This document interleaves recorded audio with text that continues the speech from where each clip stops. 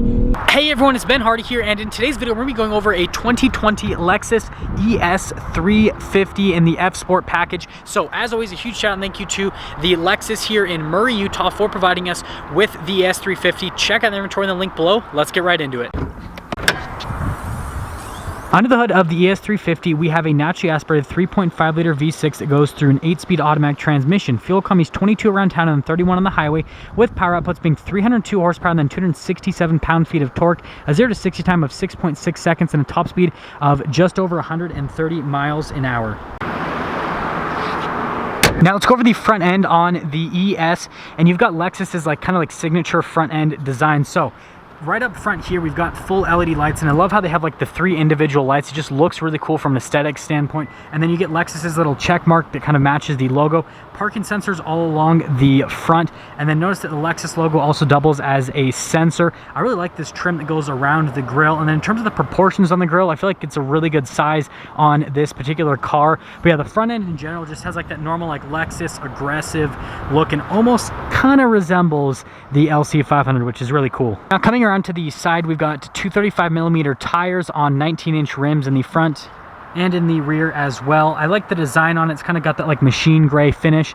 Do get an F Sport badge there on the side so that people know what trim package you purchased. And then they kind of have this chrome trim that goes all around the whole window seal, which I think is a pretty neat little touch. But here's kind of your full side angle on the ES. We have the key fob here for the ES 350. You've got the lock function, which also doubles as a remote start at the top, the unlock, the release for the trunk, and then the alarm. Now the remote start's a little bit finicky, but you do have to press the button a couple of times in just the right amount of time, and then hold down the button, and then the lights will flash, and then it'll do the remote start. It does take a moment though to start up once you do that, but you guys can very barely hear the 3.5 liter V6. The next function is that trunk release, so we just have to hold that down, and then, well, it'll pop right open. Pretty simple. Now actually coming into the trunk itself, in the ES 350, it's got a decent amount of cargo space in the rear back here. And then another neat little thing is if you just lift this little part up, notice that you get a little bit of extra storage and some tools to work on the car if anything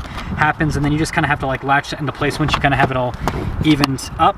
But yeah, that is everything for the trunk, and then you do just have to close it down manually. Now let's finish up with the styling in the rear of the ES 350. So you do actually get a spoiler back here, but it's one of those spoilers that is body colored and it's not too highly elevated, so it kind of just blends in with the rest of the car. All of your badging and the back, and then notice that right in here, kind of hiding just back there, is the exhaust tip. So these are just kind of areas where the exhaust tips live, but that's not the exhaust tips themselves.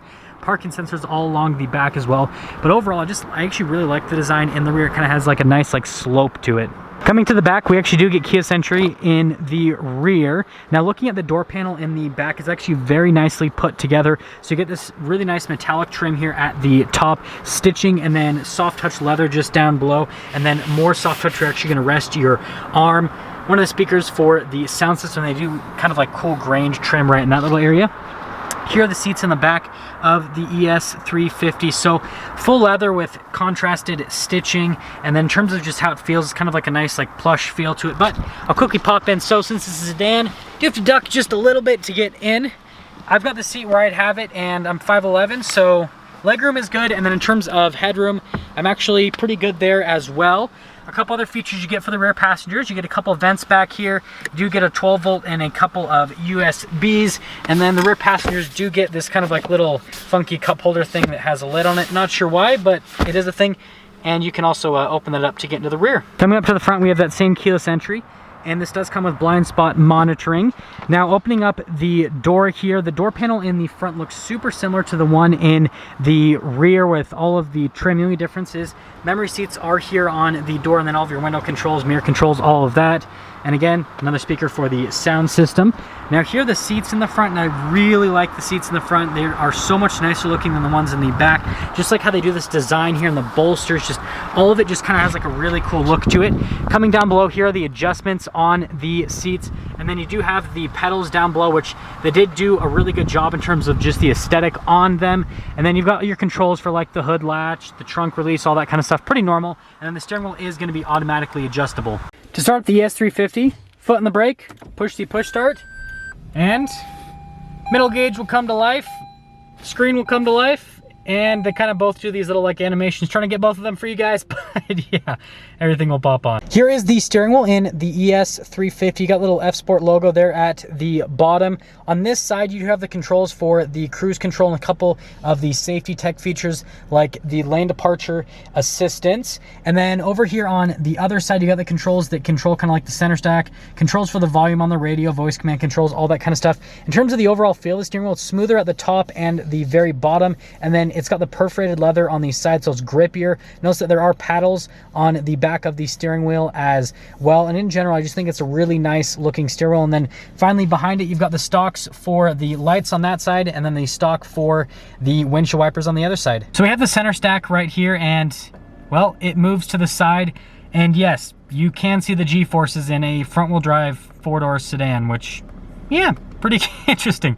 But it shows you different bits of information over here on the side, pretty standard for most vehicles. But yeah, I just think it's cool that that moves back and forth when you do press that little button. Now the next cool thing is the drive modes. If you go down for eco, that looks pretty good. Pushing in for normal or for custom, that is an okay screen. Sport looks good. Sport Plus looks really good. Super, I mean, it's the same as what the LC500 does, and I just think it's such a cool look. Here's the center infotainment system. First off, you guys will see the backup camera. So there's a backup camera. It's got the trajectory lines on it. Remember, you do get parking sensors as well. This is not a huge car, so it's really easy to park in, so you don't need like a crazy camera system with it, and that's the backup camera. The next thing for the infotainment system is the little touchpad that you have to go through. So this is not a touch screen. It is all done via the touchpad and the buttons. In terms of how easy it is to use, this is Lexus's like easier to use touchpad, so it's actually really intuitive. I mean, you guys can see, like, I want to go to the climate, I can get right over to it super easy. And then let's say that I want to go over to seats and steering. Again, it does take a second, but it's pretty easy to get over to that, and it's just really easy to control in general. I actually like it. But yeah, that's the infotainment system. Got a couple vents in this little area, but down here we've got the whole like climate control area, and then it does give you like a little digital readout of what temperature it is in the car. But yeah, there's all that controls for that. Just down below, you do have your analog controls for the heated seats and the ventilated seats and the heated steering wheel, so you don't have to go into the touch screen, or not the touch screen, the infotainment system, I mean, to get to that information. And then, yeah, you got your little CD player. This is kind of like the whole center area. If you press this little thing, it reveals a cup holder, and then you got a USB. Now this is the shifter for the 8-speed automatic, and again, remember, it does have that manual shift mode. You can use the paddles, or you can use a little shifter here. It's got the nice perforated leather at the top. This is to control the little center infotainment system. Again, it's really easy to use, and they give you this little armrest, or like, not armrest, but like wrist rest, I guess that's the best way to put it. But yeah, if you control it with your middle finger, I found that that's the easiest to do. Pointer finger just feels a little bit weird, and then ring finger, yeah, definitely doesn't feel right. But yeah, middle finger, or if you use kind of both, it's okay. But I kind of found that the middle finger was the easiest one to use out of all of them. Another little storage cubby right here, and then we have the center console, which has another little 12 volts in it. And then we do have the glove box. Just press that little button and then it'll pop right open. Pretty standard. It has two shelves, or I mean one shelf, but yeah, that's the glove box. And then I also forgot to mention, just above it, you've got nice kind of like soft touch and then cool trim that kind of like continues in a line all along the top. Now up here we do have the sunroof. You got the controls for the sunroof, and then the lights. So you just kind of got to like put your finger over it. You don't even have to really tap it. So notice that I can just kind of like swipe and the light will turn on or off. Really simple to use. I really like it, and it's kind of like a cool little gimmick. Here's one more look at the kind of like front of the interior on the Lexus ES 350 before we talk about the pricing. Oh, and I forgot to mention up here too, just like really nice, and that's how you turn off the stability control. But yeah, just like the material up here, really nice. And let's talk about the pricing. So this ES 350 F Sport stickers for about $53,000 for any type of market adjustment. That all being said, let's take this ES 350 out and see how it drives.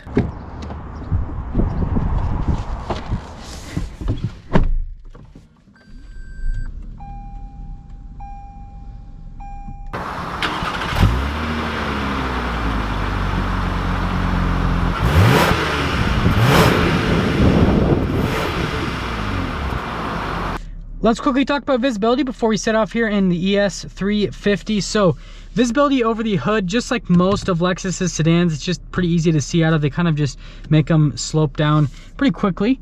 there's your visibility through both of the mirrors, and then here is the visibility all throughout the rear. And it looks like I kind of missed the F Sport touch on the seat, but that's because it's the same color as the seat. Anyways, let's set off. I'm initially setting off here in the 2020 ES 350 F Sport. And this is kind of an interesting car because most of Lexus's cars that are kind of like on a higher end range like this are usually all-wheel drive, or they have an all-wheel drive option, whereas this one's front-wheel drive. So again, I think that's kind of interesting, but we'll kind of see how that affects everything. And I am not sure what happened here, but it looks like someone crashed. That's not good. But taking our first turn here, let's talk about the steering in the ES 350. So the steering is super light. And in terms of the directness on the steering rack itself, it's got a little bit of play, but I mean, it's relatively direct. Now let's actually get into the road noise and the ride quality. So on the road noise side of things, just like most of the Lexuses, it's really quiet. And the ride quality, it's very smooth. I mean, just going over stuff, it doesn't upset the car. You don't really feel a whole lot. So if you're looking for, again, more of like a luxury tuned car, then just the Lexus brand in general is really good for that. But the ES definitely like keeps up with that persona, if that makes sense. So I'm just in the Sport Plus mode, in the manual mode, and the downshifts are actually really quick. Just noticing that. I still love how the gauge cluster looks. But yeah, I just wanted to mention that to you guys quickly. The downshifts so far, they're solid, which is good. That means this transmission is going to shift even quicker when I am under throttle. Let's see what she's made of. Oh, that's pretty cool. I didn't know that. So the gauge cluster actually kind of like illuminates in orange as you get closer to the red line. That's really cool. I did not know that. In terms of the acceleration, it's not like crazy fast. It does not have like a crazy amount of power, but I don't feel it. It doesn't feel slow. Like the gear shifts happen so quickly. The gauge cluster looks so cool. It kind of like distracts you, and it feels sporty. Like this actually feels sporty. 300 horsepower, believe it or not, in this car. Like it feels good. And in terms of like torque steer and stuff like that, I did not feel any torque steer, which is a huge plus. You kind of tend to feel that in front wheel drive cars, but Lexus, well, they've done a good job. And so if you're worried about this car feeling torque steery, doesn't do it, which I think is nice. That's awesome. Let's get into summing things up with the ES 350 and just where this really stands.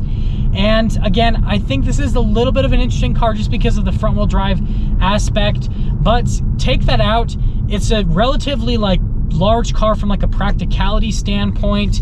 And I like how it drives. It drives very smooth. It definitely has a luxury car feel. But if you want it to be sporty, again, you can go into the Sport Plus mode, do the manual shifts, and it feels relatively sporty, and it feels relatively quick as well. And so just kind of like as an overall package, I think this is a great luxury car if you're looking for something that's super reliable and something that's just, again, super on the luxury side of things, and then has kind of like a little bit of fun sprinkled into it. So if you don't need like a ton of like fun sporty driving, you want it, again, more on the luxury side, this ES 350 is an awesome choice. And there we have it, everyone, the 2020 Lexus ES 350. And again, a huge shout out and thank you to Lexus here in Murray for providing us with the ES 350. Check out their inventory in the link below. I will see all of you in that next video.